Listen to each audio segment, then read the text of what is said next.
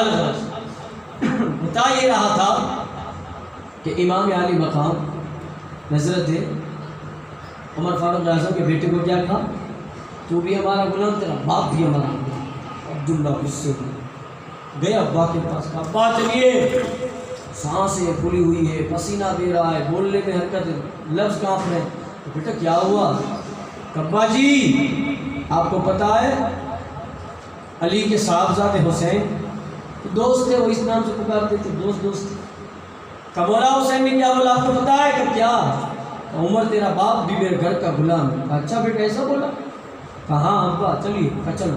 عبداللہ راضی ہو گئے، اب میرے ابا حسین پاک کی خیریت لیں گے، اب حسین پاک کو پتہ چلے گا کہ یہ جملہ کیوں بولا ہوں۔ جب حضرت عمر اور عبداللہ یہ دونوں اس جگہ پر پہنچے نا، تو مولا حسین جس جگہ پر کھڑے تھے اس جگہ پر ہم ہوتے تو ہم بھاگ لیے ہوتے کہ یار یہ تو ابا کو بلا کے آ رہا ہے، نکلو جلدی سے۔ لیکن جب آپ وہاں پہنچے تو مولا حسین اسی جگہ پر کھڑے تھے، نہ ایک ہی جدھر سے علیحدہ آگے گئے، نہ ایک ہی پیچھے گئے، نہیں بھاگنے والوں میں سے نہیں تھے۔ کیوں؟ علی کا خون اور فاطمہ کا جو دودھ بہ رہا تھا، پیٹھ دکھا کر بھاگنے والوں میں سے نہیں ہے، ادھر ہی کھڑے۔ آیا عمر فاروق اعظم، کہا حضور والا آپ نے یہ جملہ بولا تھا کہ تیرا باپ ہمارے گھر کا غلام ہے؟ مولا حسین نے کہا ہاں بے شک بولا تھا۔ کہا حضور اب بولا تھا تو ذرا اس کو لکھ سکتے ہیں آپ؟ سمجھے نہیں آپ؟ کہ عمر فاروق اعظم نے کہا آپ نے جو جملہ بولا تھا اسے لکھ کر دے سکتے ہیں آپ؟ مولا حسین نے کہا بولا تھا تو لکھنے میں کیا حرج ہے؟ عمر فاروق اعظم پہلے ہی تیاری کر کے آئے تھے، اندر سے کاغذ اور قلم نکالا، کہا لکھیا۔ کہا عمر ہمارے گھر کا غلام ہے۔ مولا حسین سے کہا ذرا اپنا سگنیچر بھی کر دیا، لپیٹی سینے کے اندر رکھا، عبداللہ ہاتھ پکڑا چلے۔ کہا آپ نے کچھ ڈانٹا باٹا نہیں، کبھی تو کام نہیں ہوا؟ عمر نے کہا بیٹا سب سے افضل کام ابھی ختم ہو گیا، جو کام تھا وہ پورا ہو گیا۔ عبداللہ نہیں سمجھے۔ اب کچھ سالوں کے بعد عمر فاروق اعظم جب بڑھاپے کی سیڑھی پر چڑھے اور ان کے بیٹے امام حسین اور ان کے بیٹے سب جوان ہوئے، اس دوران عمر فاروق اعظم اپنے بیٹے عبداللہ کو اور اپنے دوسرے بیٹوں کو بلا کر نصیحت کر رہے ہیں کہ جب میں مر جاؤں تو عمر فاروق اعظم کے پاس ایک چھوٹی سی صندوق ٹائپ کی ڈبی تھی، کہ اس ڈبی میں جو کاغذ ہے نا وہ میرے سینے پہ رکھ دینا، جب میں مر جاؤں تو میرے کفن کے اندر سینے پہ رکھ دینا اندر۔ ان کے بیٹے عبداللہ نے کہا ابا حضور اس میں کون سا کاغذ؟ کا بیٹا دیکھ لو۔ حضرت عبداللہ نے دیکھا تو لکھا تھا عمر فاروق اعظم ہمارے گھر کا غلام ہے، سگنیچر میں مولا حسین۔ ابا سمجھ میں نہیں آ رہا۔ عمر فاروق اعظم نے کہا بیٹا تو ابھی اس مقام تک نہیں پہنچا، ابھی تیرا عشق اتنا عروج تک نہیں پہنچا، ابھی تجھے صرف پہلے بے سے محبت ہے، جب عشق ہوگا تو سمجھ جائے گا، کیونکہ محبت 50% ہوتی ہے اور عشق 100% ہوتا ہے۔ جب آپ کا واٹس ایپ ورژن کمزور پڑ جاتا ہے تو اپڈیٹ کرتے ہو نا، تو اسی طرح جب محبت انتہا تک پہنچتی ہے تو اس کو اپڈیٹ کرو گے تو وہ عشق بن جائے گا۔ اور محبت کیا ہوتی ہے؟ محبت اگر آدمی کسی اور سے کرتا ہے تو اسے پتا ہوتا ہے کہ میرا محبوب کیسا ہے، اور عشق کیا ہوتا ہے کہ جب وہ کسی سے کرتا ہے تو محبوب کو پتا ہوتا ہے اس کی حالت کیا، اور محب کو بھی پتا ہے کہ اس کی حالت کیا۔ تو بیٹا مجھے تجھے محبت ہے، مجھے عشق ہے، عشق تک پہنچے گا تو سمجھ جائے گا یہ کیا ہے۔ اب حضرت عبداللہ سمجھے نے کہا ابا مجھے ذرا تفصیل سے بتاؤ کہ اس کاغذ کا کرو گے کیا؟ اب عمر کا جواب سنو کہ کل قیامت کے دن اللہ حساب کتاب لے گا، عمر اپنی قبر سے اٹھے گا، خدا مجھ سے بھی حساب لے گا، میری نماز تو ایسی ہے نہیں کہ میں پیش کر سکوں۔ اللہ کیا جملہ بولے؟ میری نماز تو ایسی ہے نہیں کہ میں پیش کر سکوں۔ یا عمر جس کے بارے میں نبی فرماتے ہیں اگر میرے بعد کوئی نبی ہوتا تو وہ عمر ابن خطاب ہوتے، وہ عمر بول رہے ہیں کہ میری نماز ایسی نہیں کہ میں اللہ کی بارگاہ میں پیش کر سکوں۔ آج ہم لوگ جمعہ کی نماز ہی پڑھ لیتے ہیں تو پورے دین، پوری دنیا، پورے علاقے کے اندر شور شرابہ کرتے ہیں، تو فیشن بن گیا ہے، ماحول بن گیا ہے کہ جمعہ کی نماز پڑھنے کے لیے جائیں گے تو پہلے اسٹیٹس پر اپنا فوٹو اپلوڈ کریں گے، جمعے لیں گے فوٹو ہوگا، لکھا ہوگا نیچے جمعہ مبارک، مطلب میں نے جمعہ پڑھا۔ بے کیوں یار دکھاوا کر رہا ہے؟ تو نے پڑھا الحمدللہ، تو پڑھ رہا ہے، اسٹیٹس کی بات نکلے تو ایک بات سنیں یار، ایک نصیحت سنیں، دل اور دماغ کو حاضر و ناظر رکھیں۔ سن رہے ہیں نا آپ لوگ؟ دھیان سے سن رہے ہیں۔ آپ جو ہمارے جوان اسٹیٹس لگاتے ہو نا، تم لوگ اسٹیٹس ہوتا ہے نا واٹس ایپ کے اندر 30 سیکنڈ کا، اس اسٹیٹس سے آپ کو کتنا گناہ ملتا ہے، کتنا گناہ ملتا ہے آپ کو پتہ ہے، آپ کو اندازہ نہیں ہوتا۔ اگر آپ کو واٹس ایپ کے اسٹیٹس لگانے کا اندازہ اور اس کے گناہ کے جراثیم پتہ چل جائے نا، آپ واٹس ایپ چلانا بند کر دیں گے۔ آپ کہیں گے کیسے؟ تو میں آپ کو شارٹ میں سمجھاؤں۔ دیکھو ہمارے بچے ماشاءاللہ اتنے خوبصورت تو ہے نہیں اور اتنے ایمان والے تو ہے نہیں کہ نعت کے علاوہ کچھ نہ لگاتے ہو۔ ہاں نعت لگائے کوئی عذر نہیں، اب منقبتیں رکھے کوئی عذر نہیں، قرآن کی تلاوت اسٹیٹس میں رکھے کوئی عذر نہیں ہے، لیکن یہ جو گانے اور ڈائیلاگس، یہ گانے وغیرہ رکھتے ہو نا، اب آپ کے واٹس ایپ میں آپ جب رکھتے ہیں تو آپ کو پتہ ہے کہ کتنے ویورس ہوئے، کتنے لوگوں نے دیکھا، 100 لوگوں نے دیکھا، 50 نے دیکھا، 150 نے دیکھا، 100 نے دیکھا، تو اس میں سے 10 لوگوں نے آپ سے وہ اسٹیٹس مانگا ہوگا، ہے نا، کہ بھائی اچھا یار بھیج دو، تو آپ نے وہ اسٹیٹس اس کو دی۔ پہلی بات تو یہ جو آپ نے گانا رکھا نا، وہ 100 لوگوں نے سنا نا، تو 100 لوگوں کو گناہ ملا۔ اب 100 لوگوں کو جتنا گناہ ملا اتنا گناہ آپ کو بھی ملے گا جس نے رکھا ہے۔ اب اس میں سے 100 میں سے 10 لوگوں نے مانگا، اب آپ نے 10 لوگوں کو وہ کاپی کر کے دے دیا، اب اس نے رکھا اور اس کے 200 لوگوں نے دیکھا تو اس کا بھی گناہ کو ملے گا۔ اس طرح یہ اسٹیپ فارورڈ ہوتا جائے گا 100 میں سے 1000، 1000 میں سے 2000، 50,000 تک لوگ دیکھیں گے، سب نے دیکھا، سب کو تو گناہ، لیکن جس نے پہلے لگایا تھا ان سب کا گناہ اس کے اکاؤنٹ میں ٹرانسفر کیا جائے گا۔ یہ معمولی بات لگ رہی ہے، لیکن سچے عاشق حسین ہوں گے نا، آپ کے دل میں تو تکلیف ہوگی۔ سچے عاشق ہوں گے تو آپ کو یہ جملہ لگے گا کہ سب کا گناہ آپ کے اکاؤنٹ میں کس وجہ سے آیا؟ آپ نے 30 سیکنڈ کا جو گانے والا اسٹیٹس لگایا نا، اس کی وجہ سے۔ اور اتنی بے شرم ہماری قوم ہو گئی ہے، اتنے بے شرم ہمارے جوان ہو گئے، اگر ان کا کسی کے ساتھ سگائی ہو گئی ہے یا شادی شدہ ہے تو بیوی کا اگر سال بھر میں ایک مرتبہ برت لے آیا تو اس کے ساتھ فوٹو کھینچوا کر اس کا بھی لگا رہے، اپنا بھی لگا رہے، اس کے میاں بیوی کے۔ وہ تیری بیوی ہے تو اسے چھپا، سب کے سامنے نیلام کیوں کرتا ہے کہ یہ میری بیوی ہے؟ اللہ اس کا جراثیم بھی تجھ سے لے گا۔ اور ایسے ایسے اسٹیٹس لگائے گا، یہ میری شریک حیات، نیچے لکھا تو مائی لائف، یہ تیری ماں نے پیدا کیا، وہ کچھ نہیں۔ بات جملہ تھوڑا سخت ہے لیکن حقیقت ہے نا، اپنی بیویوں کو، اپنی بہنوں کو وہ اسٹیٹس کے ذریعے کیوں بے پردہ کرتے ہو؟ اور تم کو معلوم ہے دیکھنے والا محبت سے دیکھے گا، کیا زوم کر کے کیا کیا دیکھے گا تمہیں پتہ ہے؟ اور تم لگاتے ہو نوجوان، میری بہن کا اسٹیٹس لگایا، بیوی کا لگایا، نہ کرے یار۔ ہاں مسلمان ہیں، مولا حسین کے فالوورز ہیں، مولا حسین کے دور میں یہ لگانے کے لیے نہ انسٹاگرام تھا نہ واٹس ایپ تھا، لیکن آپ کو پتہ ہے کتنے فین ہیں دنیا کے اندر ان کے؟ ارے ملین بلین کچھ بھی گن لے، سب کچھ کھا کے دنیا کی گنتی جب ختم ہو جائے نا، اور اس کے بعد آپ اس کا تفاوت کریں اور اس گنتی کو ڈبل سے ڈبل کرتے جائیں، اس سے کئی گنا زیادہ مولا حسین کے فین آپ کو گھر گھر کے اندر ملیں گے۔ انہوں نے تو اسٹیٹس نہیں لگایا تھا نا، انہوں نے تو فوٹو انسٹاگرام پہ نہیں اپلوڈ کیا تھا۔ آپ سوشل میڈیا کے ذریعے جو گناہ کرتے ہیں اس سے تھوڑا ہاتھ دور رکھیں۔ تو اسٹیٹس کی بات آپ کو سمجھ میں آ گئی ہوگی ہے نا۔ تو الغرض میں بتا یہ رہا تھا کہ ہم لوگ جمعہ کی بھی نماز پڑھتے تو سب کو بتاتے کہ میں نے یہ نماز ادا کی، میں جمعہ پڑھنے گیا۔ وہ عمر فاروق اعظم جن کے بارے میں یہ کہا گیا، اور یار عمر اس شخصیت کا نام ہے جو فلسطین میں بیت المقدس دیکھ رہے ہیں نا آپ لوگ، یہ عمر کا تحفہ ہے ہمارے لیے۔ آپ مردان عرب کتاب پڑھیں، اس میں لکھا ہے 3 مہینے تک بیت المقدس کے کفار اور مسلمانوں کے درمیان لڑائی چلتی رہی، کوئی فتح یاب نہیں ہوتا تھا، سب پریشان ہو گئے۔ آخر میں کافروں کے جو پادری تھے انہوں نے کہا آپ کا امیر کون ہے، ہمیں دکھاؤ آپ کا امیر کون ہے۔ تو عمر فاروق اعظم کو جب پیش کیا گیا تو ان لوگوں نے عمر فاروق اعظم کا چہرہ دیکھ کر بیت المقدس تحفے کی صورت میں دے دیا۔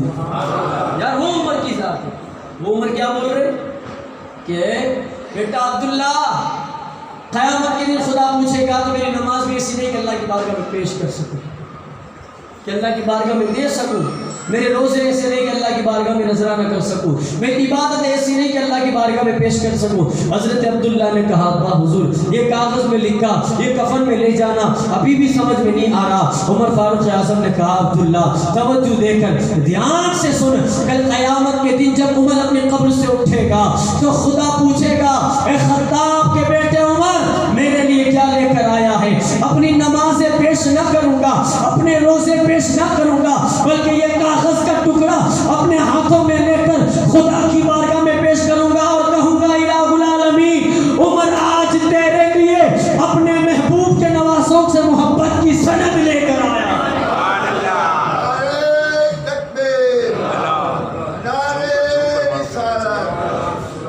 عمر تیرے محبوب سے نوازوں کی محبت کی سند لے کر آیا ہے، مولا حسین نے خود لکھا ہے عمر ہمارے گھر کا خدا۔ یار یہ محبت تھی صحابہ کو حسنین کریمین سے، تو ہم کو بھی ایسی محبت چاہیے اور ہم ان کے نقش قدم پر چلتے رہیں۔ آخری بات اس کے بعد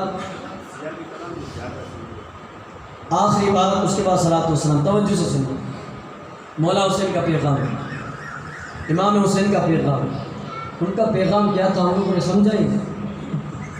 مولا حسین نے ہمیں کیا بتایا اور سمجھ تو لیا لیکن ہم لوگوں نے عمل نہیں کیا۔ امام حسین کو کیا پسند ہے، امام حسن کو کیا پسند ہے، مولا علی کو کیا پسند، سب پتہ ہے ہمیں، لیکن ہم عمل نہیں کرتے۔ عمل اگر آپ کو سیکھنا ہے نا تو وہ بھی کربلا میں آپ کو مل جائے گا۔ عمل صالح جو آپ کو سیکھنا ہے نا، جو مولا حسین کا درس تھا کہ عمل کیسے کیا جاتا ہے، وہ بھی آپ کو مل جائے گا۔ جب سیدہ فاطمہ الزہرا کی لشت جگر سیدہ زینب امام حسین کو آخری ودا کر رہی تھی تو امام حسین گھوڑے پر بیٹھنے سے پہلے اپنی بہن سے کہتے بہن دیکھ سب شہید ہو گئے، میرے جانے کے بعد اس قافلے کی سپہ سالار تو ہوگی، اب اگر میں شہید بھی ہو جاؤں نا تو بہن اپنے بالوں کو نہ نوچنا، اپنے سینے کو نہ پیٹنا، غم کا اظہار نہ کرنا، تو خدا کی بارگاہ میں صبر کرنا۔ سیدہ زینب کو یہ نصیحت دی کس نے؟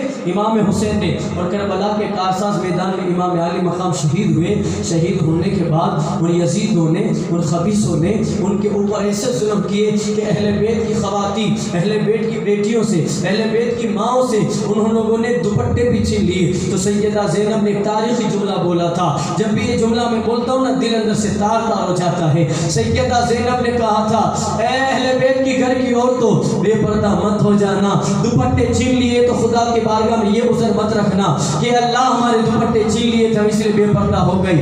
نہیں، اللہ نے عورتوں کو بال لمبے کرنے کا حکم کس لیے دیا کہ اگر ایسا وقت آئے کہ تمہارے پاس ایک بھی دوپٹہ نہ ہو تو جو بال پیچھے رکھے جاتے ہیں وہ بال تم آگے رکھ کے اپنے چہرے کا پردہ کر لینا۔ سیدہ زینب نے اس پیغام پر ایسا عمل کیا کہ سیدہ زینب جب ملک شام دمشق کے اندر پہنچی اور دمشق کے میدان میں سیدہ زینب کھڑی تھی اور اس وقت سب یزیدیوں نے امام علی مقام کے گھر والوں پر ظلم ڈھائے اور ان کے اوپر جھوٹ باندھا، یہ کہا کہ یہ لوگ ظالم ہیں، تب سیدہ زینب سے رہا نہیں گیا، سیدہ زینب سے برداشت نہیں ہوا، ظلم ہم پہ ہوئے اور ہمیں ظالم کہا جا رہا ہے۔ تب سیدہ زینب اس میدان کے اندر بولی، لیکن جب وہ بولی نا تو ایک صحابی رسول اس میدان میں کھڑے تھے جو آنکھوں سے نابینا تھے، ان کی آنکھوں میں نور نہیں تھا۔ جب انہوں نے خطبہ سنا سیدہ زینب کا تو وہ عبداللہ صحابی رسول بول اٹھے، کہا علی کدھر سے آئے؟ علی کو تو گزرے زمانہ ہو گیا۔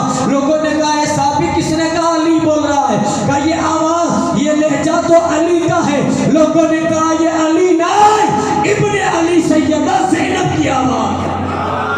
اب میں نے عالم تصور میں سیدہ زینب سے پوچھا اے سیدہ زینب آپ کی بھی اوریجنل آواز نکال سکتی تھی، آپ اپنے لہجے میں بات کر سکتی تھی، لیکن سیدہ زینب نے کہا میرے نانا نے کہا ہے کہ جس طرح عورتوں کو اپنا بدن چھپانا لازمی ہے اسی طرح اپنی آواز کو چھپانا بھی لازمی ہے۔ اگر میں اپنی آواز نکالتی تو لوگوں کو میری اوریجنل آواز کے بارے میں پتہ چل جاتا، اس لیے میں نے اپنے بابا کے انداز میں خطبہ پڑھا تاکہ بات بھی ہو جائے اور میری آواز کا انداز بھی پتہ نہ چلے۔ نبی کسی شاعر نے کہا کہ میدان میں بولی تو لہجے میں علی کے، میدان میں بولی تو لہجے میں علی کے، زینب نے کسی حال میں پردہ نہیں چھوڑا۔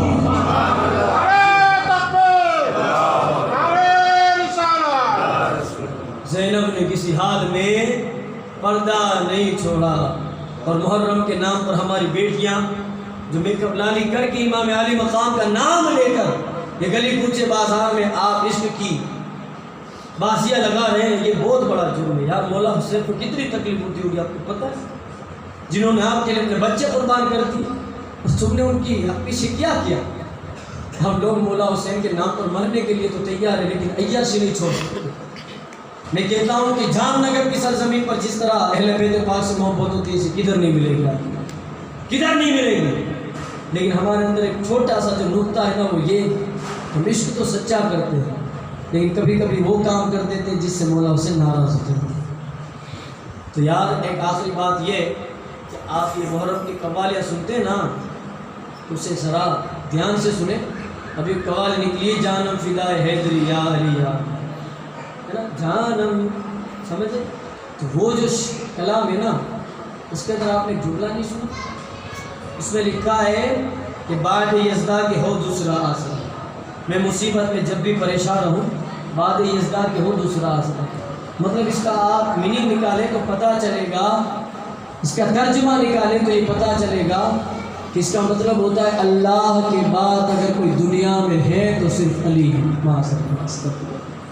یہ درست نہیں ہے، اللہ کے بعد اگر کوئی ہے تو صرف علی ہے، یہ غلط ہے۔ اللہ کے بعد اگر کوئی ہے تو مصطفیٰ کی ذات ہے، نبی آخر الزمان کی ذات ہے۔ اللہ نے قرآن میں فرمایا کیا؟ محمد الرسول اللہ والذین معه اشداء علی الکفار رحماء بینہم۔ خدا نے کہا محمد اللہ کے رسول ہے۔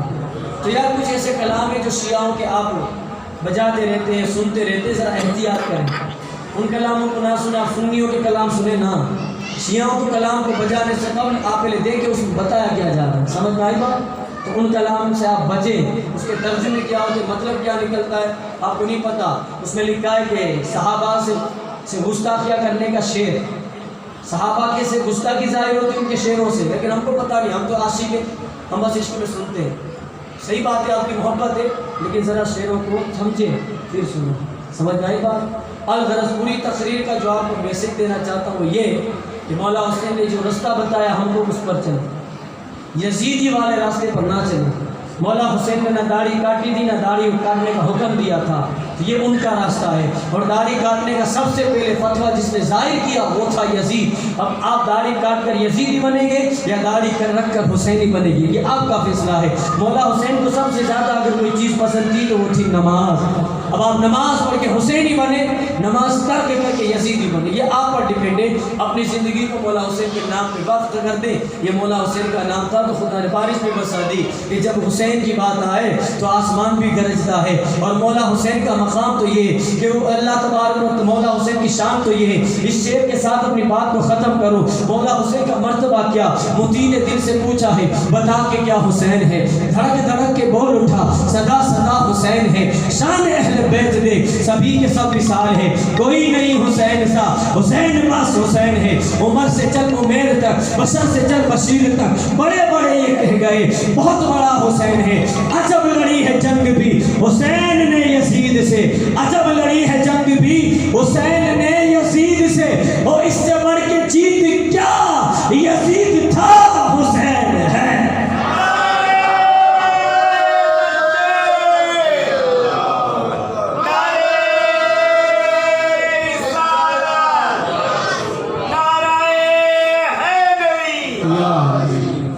مولا حسین کی یہ شان ہے، ان سے محبت کرتے رہیں، اللہ کی بارگاہ میں دعا کریں الہ العالمین ہم سبوں کو نیک عمل کرنے کی توفیق عطا فرمائے، اور خالق کائنات مالک دو جہاں جتنی بھی باتیں پیش کی گئی ان ساری باتوں پر سب سے پہلے مولا مجھے عمل پہ جذبہ عطا فرما، اس کے بعد یہاں پر بیٹھنے والے ہر ایک کو عمل کرنے کی توفیق اور